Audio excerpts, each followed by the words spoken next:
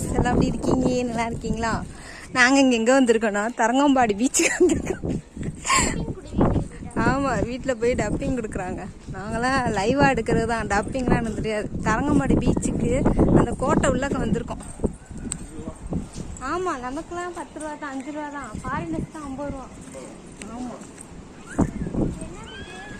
உள்ளே போயிட்டு வா. அது என்னன்னு தெரியல, ஆனால் போயிட்டு வா. சும்மா இது என்னன்னே தெரியல.